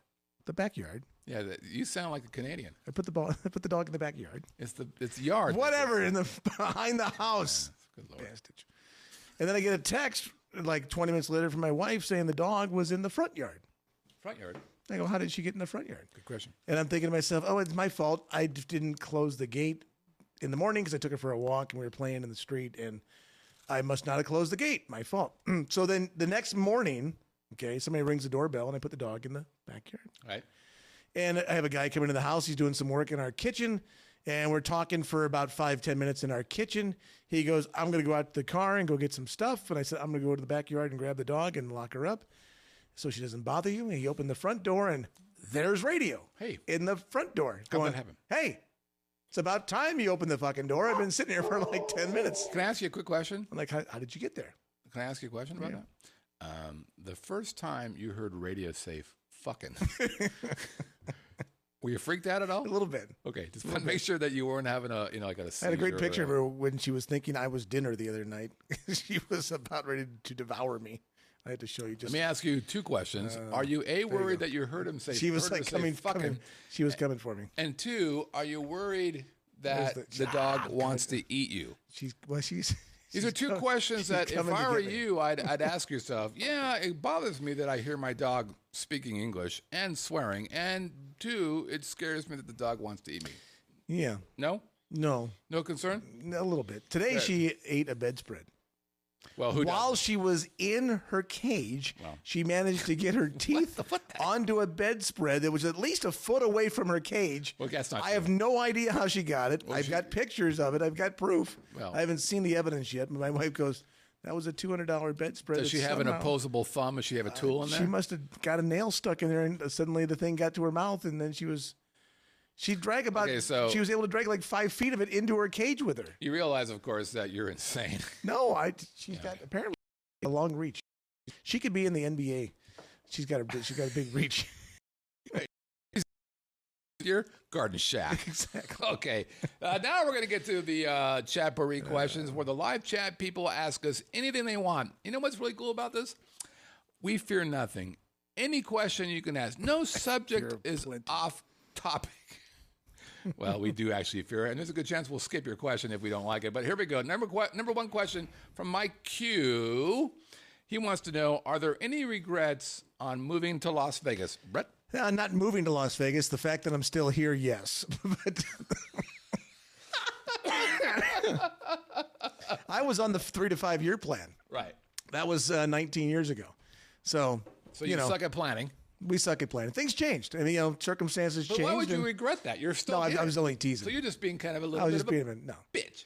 Moving here was an adventure, and then it ended up becoming our life and stuff. So the only regret is that for me, family is too far away. Yep. Because, not to get too much into it, as people know, I got sick. My son, when he was born with an ailment, and not having grandmas and grandpas and cousins near, I feel bad for my kids in that regard. And it was a tough time for our family when he was sick. So that's my only regret. Yeah, we didn't have family close. I would say for me, none except for, and it's similar to this, not the family thing, because my family hates me. No, no, it's this. God damn it.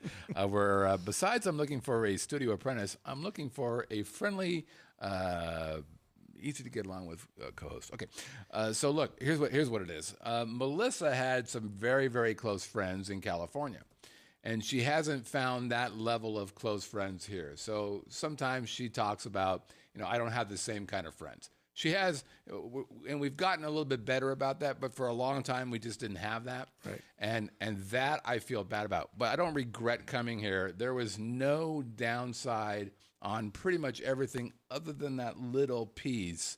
She had a lot of really good friends in the Bay Area. But other than that, no. Cost cheaper, better stuff, neat things to do. It's just there's really no downside. As a matter of fact, another question comes up that talks about this. Okay, Mike, you asked the most esoteric question I've ever heard. Why are they only using the north-south runway at the airport? Because I don't want to have the sun in my eyes? Commies. No, here's why. It's the wind, probably. Probably. Yeah, so when it gets really windy here, if it's happening right now, it's because of the wind. And that happens right now. So the windiest time in the season is right now. It's blowing like a mother. Oh, by the way, it's cold too, which makes it a double really great stuff. Tomahawk say no. You're killing me, Smalls. Yeah, it's a horrible time to be here, weather-wise. It's not windy now. Well, I know, but that's why they're using the north-south, or it's a gambling thing. Oh, that's why. Okay. Airport Limbo wants to know, do locals shop at the outlet malls? Yeah, they absolutely do, especially when their tourist friends come around. Have you ever shopped at the outlet? You don't shop. Not on purpose. The wife? I might have been dragged there on occasion. Oh, I don't. I've gone to the premium outlets downtown only because of a specialty store. I was looking for a specific, and that was the place. Yeah, a lot of people go. I'm a typical guy. I don't go browse. I go buy and get out as fast as I can. And that outlet, the one that you're talking about, is it's off the strip. You don't have to deal with strip nonsense. You just you get off at Charleston or wherever. Yes, Charleston, and you're right there. It's not a bad trip if you're in the suburbs. So yeah, and actually that particular one keeps growing and growing. It's like a chia pet. There's also the one on the south end of the strip down by much bigger. Springs. Not as many people go there. The one that's right by Smith Center is super, super popular. It is. Super popular. Mm-hmm. So, yeah, we go down there. Okay. Airport Limbo, very good question coming up. What are the differences of starting a business in Las Vegas, compared to California? Well, I can speak to this specifically. Starting a business in California is like putting a gun to your head and going, pew. Let me do a sound effect. Nope. That one. One of these days you're going to memorize this. Yeah, it's hard to say, really. Yeah. So here's the deal. I learned this. So I started my first company in California. It was a California business. And immediately when you start a California business, now, if you're a big company, it doesn't matter. But if you're a small company, if you're a startup, it does matter. California, you have to pay an $800 tax, basically, just to be a business in California. If you're a sole proprietor or whatever, if you're a business, you file a business thing, $800 every year, doesn't matter what you do. Boom. In Las Vegas or in Nevada, it couldn't be more the opposite. As a matter of fact, there are businesses, actually a co-op member is a company called Nevada Corporate Headquarters. And what they do is they incorporate people in Nevada. You don't have to live in Nevada to start a business in Nevada. Correct. You have to have an agent, it's called, but you can be anywhere. And so the vast majority of smart people who are starting a business started in one state, and it is here. Nevada is the #1 state to start a business, whether you live here or not. This is a great state to ensure the veil of secrecy. It's very difficult to pierce the veil of secrecy for your corporation here, which means they can't see who you are. They can't hurt you, as opposed to the corporation itself. Taxes are very friendly here. It's just such a great place to be. So there's no question, if you're thinking about starting a business, if you're in Las Vegas, it's easy. And if you're not, even if you're not in Las Vegas, you should hire one of these companies that do that for you and start a business in Las Vegas. It's absolutely the only place to be. As a matter of fact, part of the reason why I left California is because it was such a anti-business state that I couldn't wait to get out. I've started 3 businesses which have made a reasonable amount of money, and the hell if California's getting that stuff, I'm giving it to Nevada, or more importantly, I'm giving it to myself. Oh, exactly, because you're not paying state taxes. That's no. You're paying your business that too, right? You're paying your business taxes a little bit and whatever fees and which are minuscule. No. By comparison, this is the place to be. Bob wants to know real quick a little bio about Brett and his radio station. Ladies and gentlemen, Brett Grant. 6 foot too much. Too much on the scale. It's a Brett. Boom. Okay. What do you want to know? I was born a poor black child. That's Steve Martin. I'm sorry. Born and raised in St. Louis. Moved to Vegas in 1996. Yeah, into 90. This time, 1996. Came here. I came out as the sales manager for the new radio station, which was on the dial at 1410 and was a children's network. We bought it and moved it to 1400 on the AM dial, but #1 in your heart. Called it KSHP Radio, AM 1400. You can find out more about us at kshp.com. We came out specifically to do the radio shopping show, which is basically we work with merchants and offer program items on the radio at a discount. If you have shopped with Groupon or Living Social, they stole our idea. There's no question about that. We've been doing the radio shopping show for 30 plus years. Do you really think they stole your idea? Groupon specifically, yes, because it came out of Chicago. Do you think they actually stole KSHP's idea? Well, in Chicago, we have stations in Chicago that were doing it. Yeah. Really? That's cool. I mean, they altered the concept, but the concept was there. So we've been here since November of '96. So 19 years is the anniversary. Woo! It just passed. Nice. I've worked with the company since for 25 years. In fact, 25 years. Wow. I'm only 48. I've actually worked for the same guy more than half of my life. Wow. That's pretty. Did you know that? I do now. I just thought about it. That's what we do here. Yeah, there you go. We bring people. We create a safe environment. Some people do videos that people like, except for you, and we also help other people recognize milestones in their lives that they otherwise wouldn't recognize. So, other than the radio station, I've been in broadcasting my entire career. So, I enjoy doing play-by-play sports. I've done some things on NBC and CBS Sports, specifically a lot of basketball, whether it's high school, college, no professional stuff. But I really enjoy the play-by-play aspect of it. And I also own another small business. If I might say, he's also really good at it. Thank you. I appreciate that. Probably, I will say this. First time I heard you do that, I'm like, fuck, that guy's really good. Honestly, that's what I always wanted to do. You're very good at it. If I had to pick, if somebody said, Brett, what's the one thing you want to do? Then I would be the play-by-play guy. I'd be Joe Buck. Very good at it. That's what attracted me to radio in the first place. And then about 4 years ago, my wife came up with an idea, and we turned it into a non-income generating business. We turned it into a tax write-off, and no, I'm just teasing. We actually started the first real full food tour in Las Vegas. We do have competition now. Yeah, you do. But and funny thing is, they've imitated exactly what we've done. I saw somebody today who copied the co-op idea. Yeah.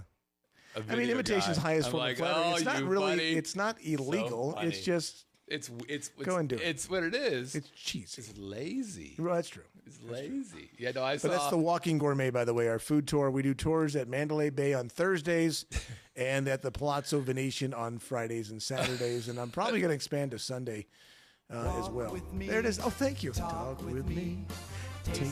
That's all you get. In Vegas with me. When you're walking with the Walking Gourmet, for sure. A food tasting tour that So to ignore, I mean, or endure. I'm sorry. I don't even know. I'm not a writer. Okay, next question. Vegas wants to know, will we ever see a return of Talktails type show or Top of the Food Chain?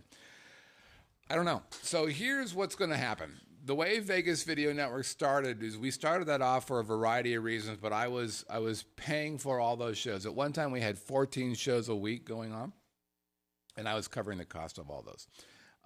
And what we've decided to do and what we're doing now is a more curated idea, which is very different than what you normally see with the online broadcasting. So we were the first and only online broadcaster for years and years and years. And now there's a couple guys trying to get in the game. And the short story is this. These folks are trying to put people on their stuff, and they don't really care about the content. They just want to get paid. And my idea about that is it's just the opposite. It's basically the concept of a rising tide lifts all boats. Right.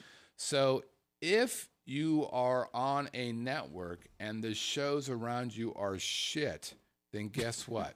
Your show feels like shit. True. It's just the way it is. But these other guys don't know that. So what we've decided is we're going to do a curated thought, which means that to get on the Vegas Video Network, you have to pay. You have to be a producer. You have to be a big boy. You have to be an adult and believe in your own stuff. But that's not the only thing. You also have to meet our criteria for this content is good enough to be on the network. Mm-hmm. So every week we have at least one person that comes to me and goes, I want to be on the network, because our distribution is unmatched in Nevada. Nobody has a distribution reach than we do. And I mean nobody. Terrestrial, TV, radio, online, we're the best. And so that people come to me and go, I want to be on, and I look at their stuff and go, yeah, it's yay or nay. And so, for example, like I said, lots of people no, can't do it. But for example, with regards to the Talktails, I got a show that we're going to rehearse next week that we're going to launch in 2 weeks that will take care of your Talktails thing exactly, and it will be huge here.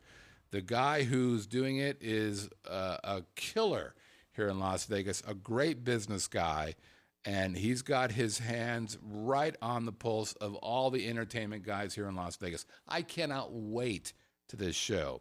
And so I'm actually getting logos now. We're getting ready to do the opening and closing credits and all that stuff, lower thirds. Rehearsal this coming Monday.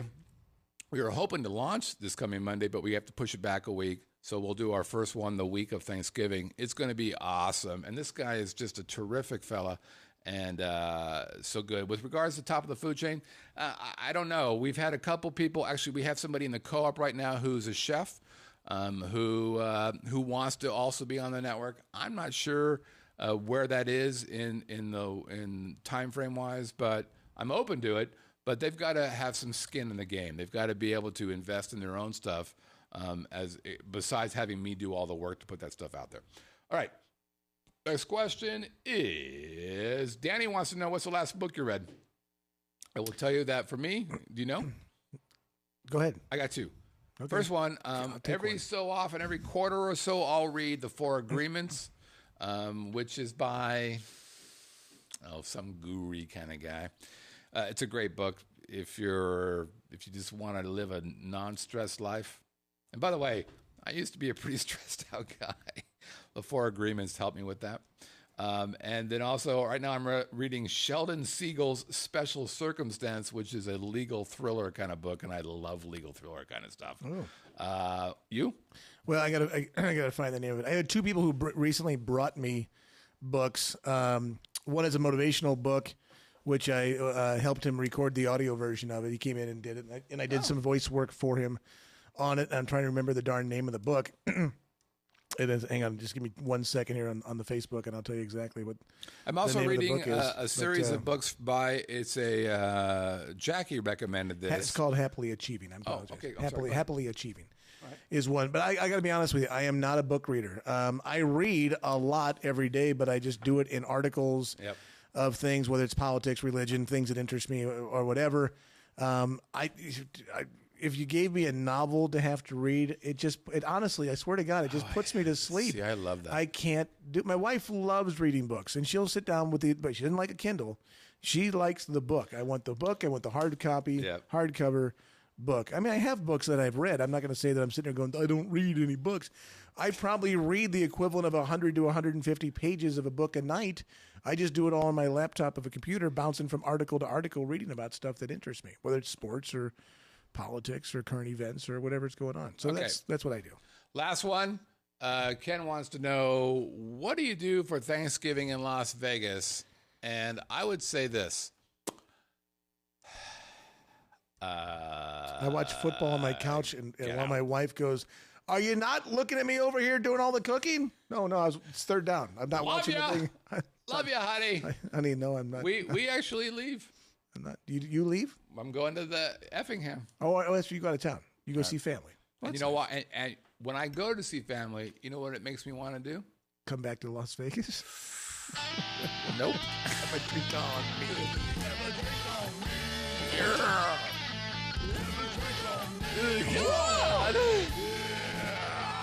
Oh, that was good. Not really. Not really. All right, it's time for Have a Drink. I mean, this is a part of the big show where I show you a bar that I've been to or dreamed to be at. And as a result, you guess. And hold on, quit moving the props. Oh. And if you guess the right answer, and we pick you from our hat, you might win stuff. And you might say to yourself, well, I hear you, but what kind of groovy things can I win? Fair enough. You could win this kind of stuff. Well, let me do this song here. How about this one? Maybe not. It's too low. Yeah, we'll do that one. That one's good. You could win all kinds of fabulous gifts, including the Vegas Video Network visor. I've been drinking rum. the visor. Have the visor. Okay. And great music. The holidays are here. Chris Acoustic and Jazzathon, they're all there for you. Lots of great stuff. Or you can have a cocktail. I lost my ability to speak. I'm sorry. Have a cocktail. Send a fucking entry into Scott. Yeah, that's better. Oh, I'm sorry. All right, good talk. That was really good. And by the way, what email address do they send it to, Brett? Have a drink at VegasVideoNetwork.com. That's have right, a drink at VegasVideoNetwork.com. It's not Vegas Video Network. It's just Vegas Video It says network. I know. I'm just testing. Okay. So here's the deal. By the way, there's some special circumstances, which is kind of a legal thing, but a couple things. First of all, how do you get more than one entry at the same time? Here's how you do it. Cheat. It's like magic. A couple ways. Cheat. Or you can submit a question or submit an answer, and if you have a correct answer and if you're in the live chat at the same time, we double your pleasure, double your fun. Also, you might win an STD. Or you might win an STD. Or if you show one of my CDs, Jazzathon or Christmas Acoustic, in the wild, in other words, maybe you show it while you're sitting next to us at the Spotify or iTunes, or maybe you're in Russia, which, I'm proud of you, and you show it by the Kremlin. That's a very cool picture. It is pretty cool, right? Yeah. Or maybe you're from last week and we forgot to include you, and so Kelly, who won last week, by the way, clearly because she's a witch, or maybe you're pregnant and you want to show your pregnant belly and you know that your kid is listening to Jazzathon, which makes them the smartest child in the world. If you do any of those things, we also add another one, which means you can possibly triple your opportunities to be in it. Wait a minute.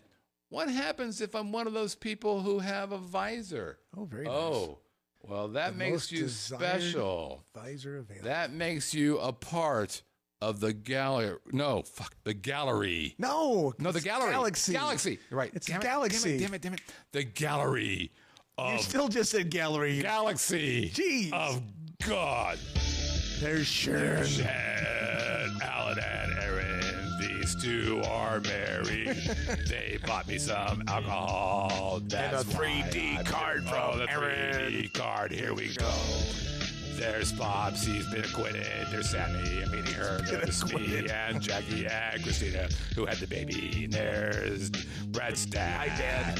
There's Dawn, but wait, there's more.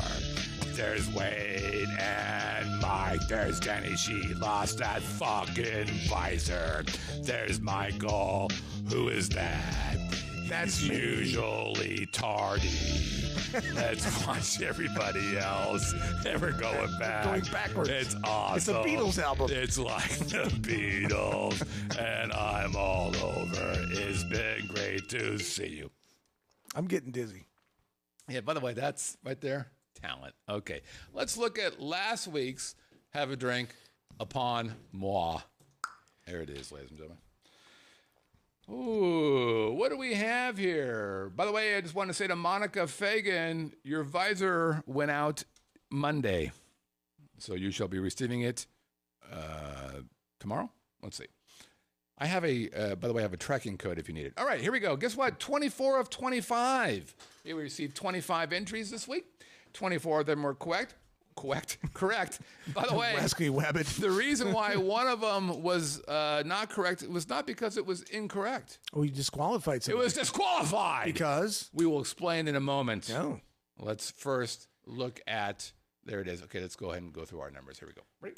That's the atomic liquor. Oh, yeah, Atomic Liquor or Atomic Bar. It actually has a couple names, so I was a little, I gave some looseness As here. long as you had the atomic in there. I had some Atomic. So if I just put bar, I would have said no. Oh. Because I'm critical that way. I'm a tough interview. and, Okay. if they had a poker there, you'd say liquor in the front, I poker would in say, the rear. well, that's why you are a classical man. Okay.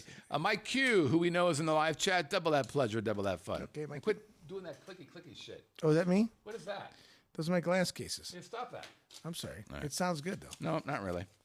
Next up, Brian Leach. I think Brian's in the live chat. He was. Binky, by the way, who won the red thing, and she's very happy. By the way, Binky, if you don't send in a picture of yourself with the visor, you're going to hell. All right, Michael Snow, who is Chicago Snowman. I see Chicago Snowman. Mike Snow. There he is. He doubles his pleasure, doubles his fun. Tom Uglin. We know Tommy U was in the live earlier. chat, but is he still in? He said he would host the Tommy's show. in there. Yeah. He said he would host the show, and I'm gone. Well, Tom. We had a lot of people who volunteered for that, by the way. Dave Fagan. A few people said, don't come back. Dave Fagan was in the live chat. Is Dave still there? Let's take a look. Yeah, he is. Dave's in there. Look at that boy. That boy. Aaron Perry. There's Aaron right there. Aaron's in there? No, she's on the. I'm just showing a picture of her because I have that capability. All right. Gary Romberg. I don't think Gary's in there, but let me double check. I don't see a Gary. Oh, I just broke the internet. No, I did not. Okay. Good deal. No Gary. Jimmy Gallagher, who's Jimmy 2Gs.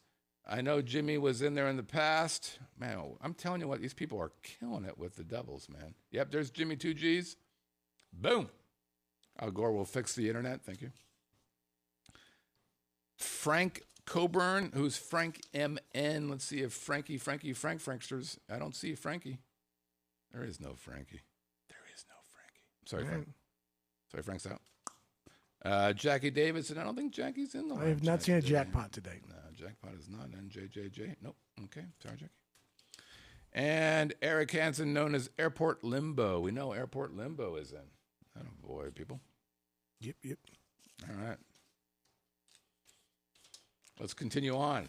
Please do. What a great group of people, by the way. Okay, next one. Danny Ackerman. No, we know Danny's there. We know Danny's in. Let's see what Danny... Does Danny have a... Oh, no. She She No. had writer's block? No. She's mad at me? Yeah. Oh. So she's not letting me read anymore? No. Danny writes, you don't get a poem this week because you are too mean. Oh, Danny. Did you put her in there? I tease because I care. That's right. Yeah. Is Danny in there? Don't belong to the wussification class of America, Danny. Right. Get tough. Get tough. Penny Gregory. Penny writes, I'll be in Las Vegas next week. I hope to win so I can have a drink on Scott. Oh, very nice. Jim Shupenko from California, Pennsylvania. Oh. What an odd place to be from. By the way, he loves the shock. SHOQ is what he wrote. That's close to show. And what does that tell you? He missed the W by one letter on the alphabet on the keyboard. Or He's a drunken fool. We're going to go with B, drunken fool. Danny, I did put your name in. Good. Yes. Now we're going to have to go to the accounting firm of Arthur Anderson for verification. Craig Daughtry is in there. Vegas Dogs 2222. I don't think he's in there though. I don't think he's in there. Craig, no. Vegas Dog, no, he's not in there. Okay, but Greg, he writes that the Atomic Bar is the oldest freestanding bar in Las Vegas. Oh, no kidding. How about that? There you go. Rob Cole, we know Rob Cole was in the live chat. Let's see if he's still in the live chat. Oh, Robbie.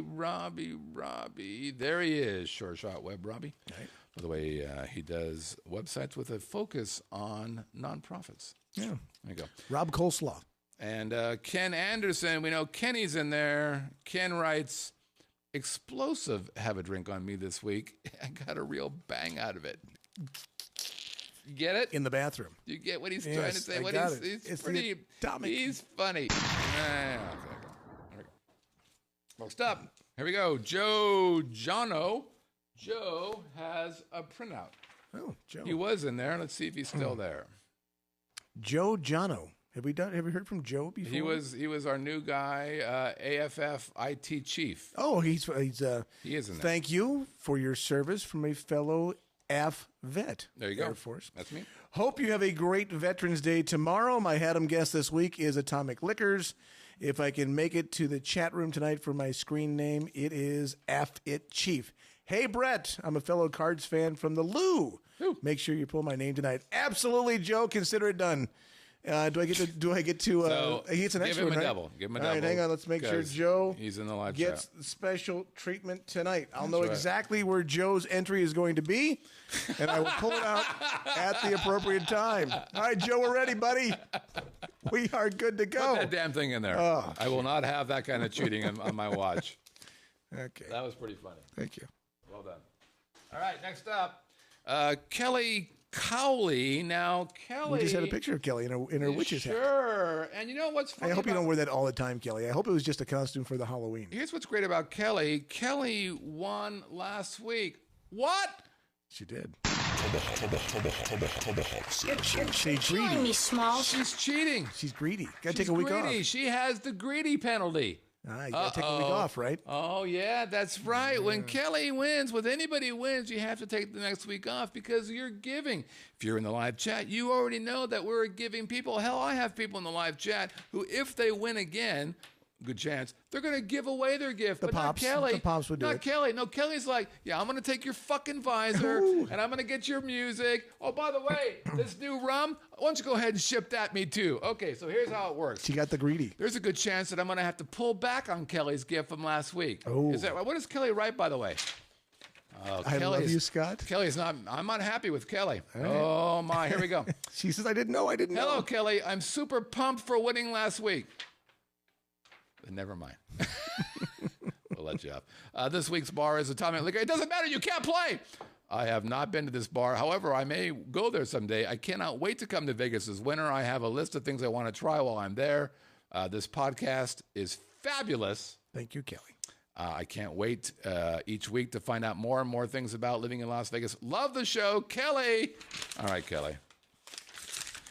I'm not going to take away your gift from last week.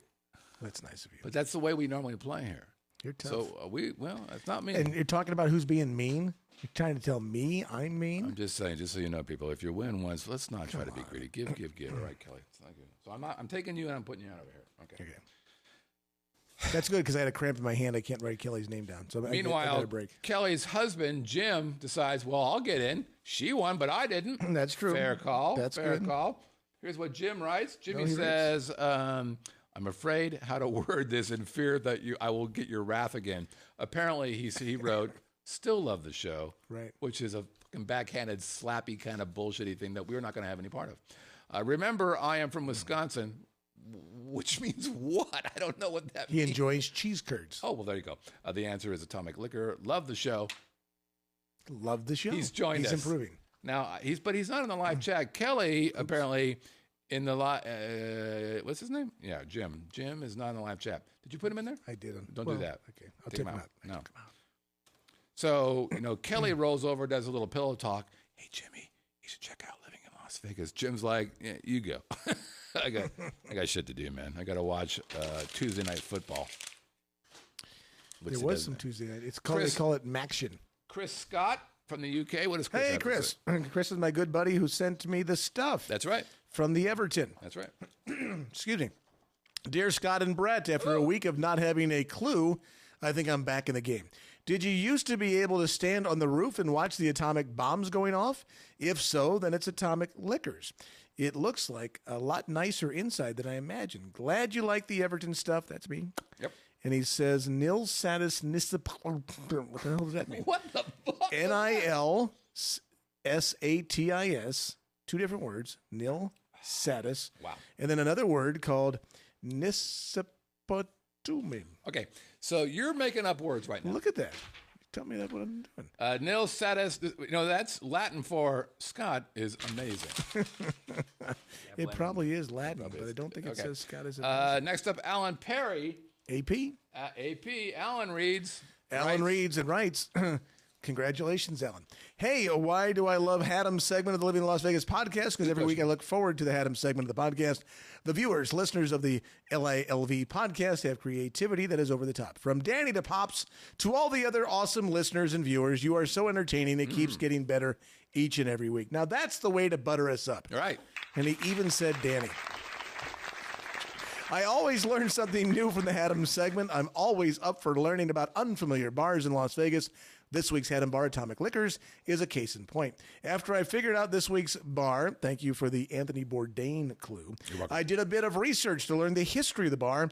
There were crazy times in the history of Las Vegas. Who would think that the Atomic Blast to be a drinking event? On second thought, what a cool thing that would have been to see before you died.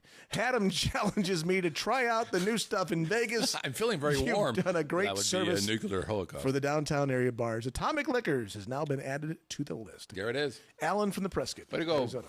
Alan. Alan's a good man, Charlie Brown. Yes, he is. Next up, we've got Steve Rhodes, first-time writer. Oh, good gosh. Hello, Steve. Oh, he's got some stuff. Yeah. Hi, Brett. Hey, Scott. Hey, Scott. Hey, Brett. Hey. Just trying to show no favoritism. Although he spells favoritism with an extra vowel, so he's not an American. Well, he's not very bright. No, he's not an American. Okay. This week's bar is as sung by Blondie. Oh, shit. Here we go. I can't wait to hear this. Make it magnificent tonight, right? Oh, your hair is beautiful. Tonight, Atomic Liquors. What the hell I have no idea. On a related point, how about adding a new option to the prize list? Uh-oh, here we go.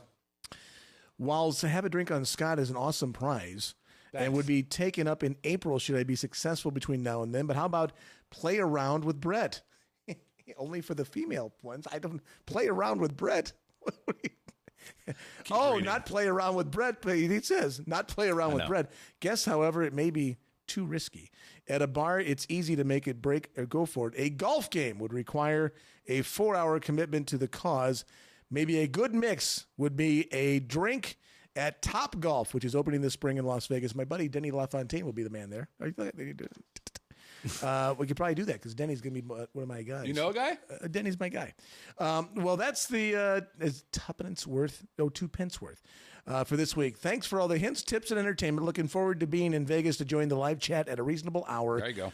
From Steve Rhodes, longtime listener, occasional viewer, and wife Sue, better mention she who must be obeyed. After all, it was my better half who instructed me to the Living in Las Vegas podcast. Oh. From Kinver, Pillow Black Talk. Country, UK. Pillow Talk. First for international. Another Pillow international. Talk. I'm telling you, what's fascinating about this show. I knew he was UK when he spelled favorite. Here's what's fascinating about this show. Many things, but this is one of it.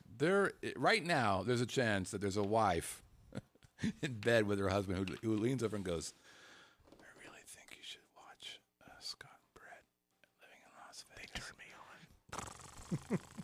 And here's the best part. This has happened more than once. And here's the best part. The husband goes, will I have some sexy time if I do it? And the wife says, yeah, no, absolutely. We'll actually, I'll put some baby powder on your balls. Only if they go on the under. If they get the under, then we do it. If it's over. Right. Well, you're fucked because we're over again. Isn't that great? Okay. We got a couple more. First of all, boom, Robert, boom, lovebirds, la, his Vegas life today. Robert has become, he's in the live chat, so he gets one for this. He gets one for being in the live chat. We call him Robert. Yeah. And he gets one more. He's adding the video. Because he's done a video. Robert is doing the trifecta. Let's watch Robert tell us a little bit about the Atomic Liquor Bar place. Hey, Brett and Scott. In this week's video, we're going to look at all the hints that you gave in last week's show. But before we do that... Look, he's got the official name on the side. Isn't that nice? Wait, hold on. Let's go back there just for a second. Where are you, Robbie? Look what he's done. Go back for a minute. Look at that. He's got the little stuff in the bottom corner there. He's got the logo in the back. He gave you credit. That's awesome. He's got credit in the corner, man. Isn't that great? And then he's like, I got all 3 of your CDs already. That's the guy's. I hope Danny's watching and learning.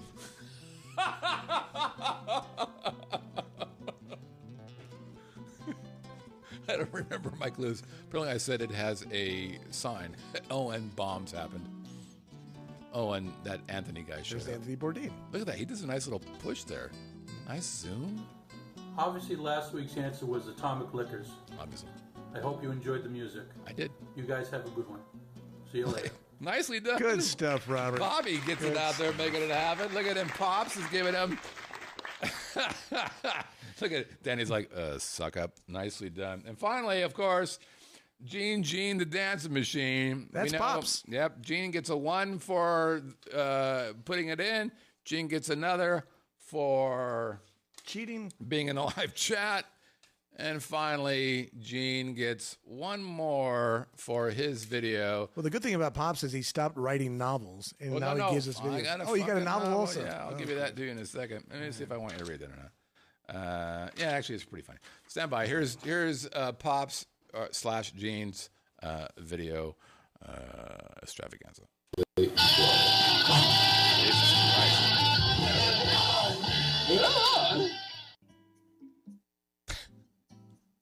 Hey kids, check out Mom's new car.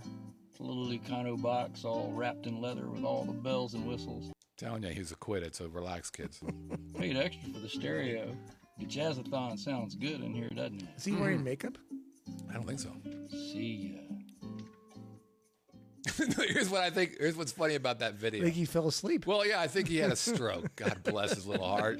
There he is. See ya. And are you okay there, Pops? We lost him. You looked really, really tired. So, like he's a pretty fun guy, and all of a sudden, oh fuck, he died. He died in the show. Don't do that, Pops. Don't die. All right. Well, that might be what he wants to do. Dear Scott and Brett, last week was the first time I found myself having to rewatch the show the next day to make sure I hadn't missed anything. Usually it's the show that goes off the rails, but last week the live chat nearly broke out into open warfare between the carnivores and the herbivores. Wow. Some of these plant eaters should maybe smoke more grass and eat less grass. That way they would be calmer and less constipated, and thus not quite so defensive. Personally, funny. I like vegetarians and vegans. They all taste like veal. And I saw a picture today, ironically, of a cow taking a dump, and the caption said, "My dinner just shit on yours." So I thought that was kind of funny. Anyway, I'm on top of it again this week. The correct answer being Atomic Liquors. But if my name is drawn, give it away, give it away, give it away, give it away now. God damn it, we're at 100 minutes again. All right. There's a lot of new participants every week. I hope to hog all the prizes. Come on. Jesus Christ. Are you done? Yeah, we're done. Okay, that's not my fault. Jesus, I just can't believe how amazing our people are. You know what? They are amazing. They're just amazing. I think you need to speak in Cliff Notes, and I'll speak in Monarch Notes, and we'll just shorten the show. Monarch Notes? Yeah, those were actually much more thorough than Cliff Notes were. You speak words I don't understand. You never had the Monarch? Monarchs, the Cliff Notes were the black and the yellow, right? Yes. Okay, the Monarch were red and black. I didn't go. They were a little better. I didn't go to college. I mean, either. But I did. You did. I did. I went. Pick a winner. I went for a long time. What do we? I went for 6 years. All right, here's the winner. And I got a double A. I hope it's my guy from the Lou. No, it's not. Who is it? It's Joe Giotto. Oh, Joe Giotto. That's crazy. First time entry, but he got a double because this is your writing. That's my writing. So he wins either a hat, a visor, one of my CDs, or a drink on your good buddy Scott. Okay, here we go, Joe. Congratulations, buddy. Congratulations, Joe. Can we call him JJ? Sure. Yeah. Now, hopefully Joe will understand and learn a lesson from Kelly and not be a cheater next week. One can hope. You know, you the addendums to your rules are huge. Don't more rules. Don't speak out loud. Here's this week's Have a Drink on Me. We have more of the show to go. Yeah, we're going to stop at this because I wanted to do email, but who knew that our random talking would go along as it did? I'm sorry, everybody. I will get the emails next week. Okay, here we go. Here it is. This is this week's Have a Drink on Me. 3 hints.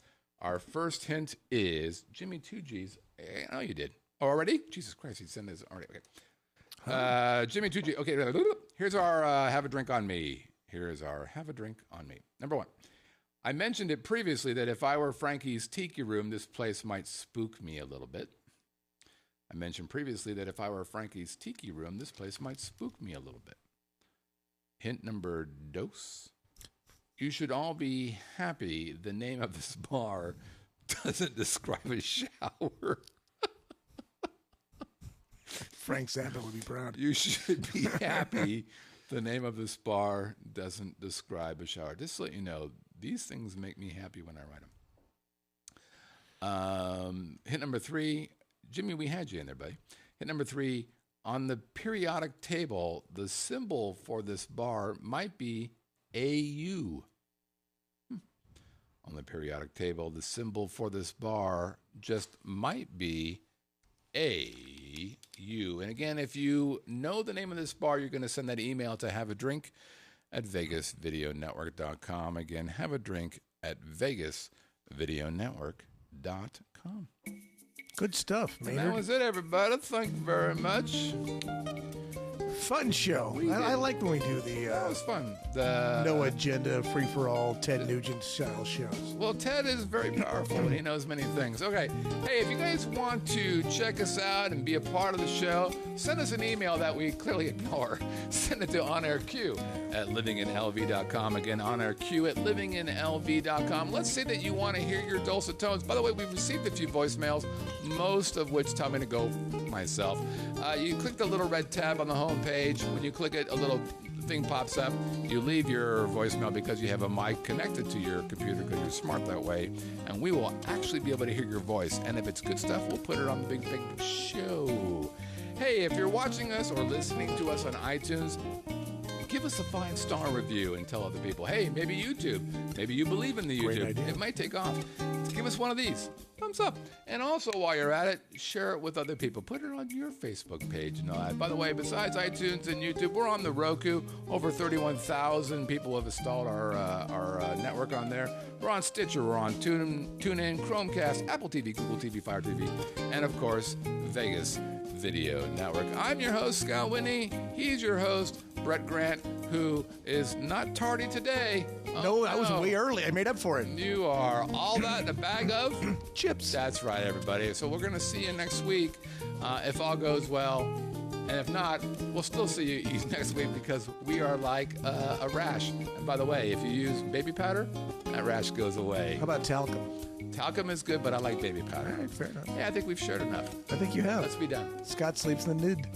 Okay. Wow, that was unnecessary, but pretty sexy for you women out there, and that's why there's pillow talk, and that's why all the men want to see, why are my women even talking about me? What the hell's Have a great week, everybody. Bye. Scott is rambling. Play the damn credits. Goodbye, everybody. How does this guy get his own show? I don't know. He must have his own network. He must have a trust account.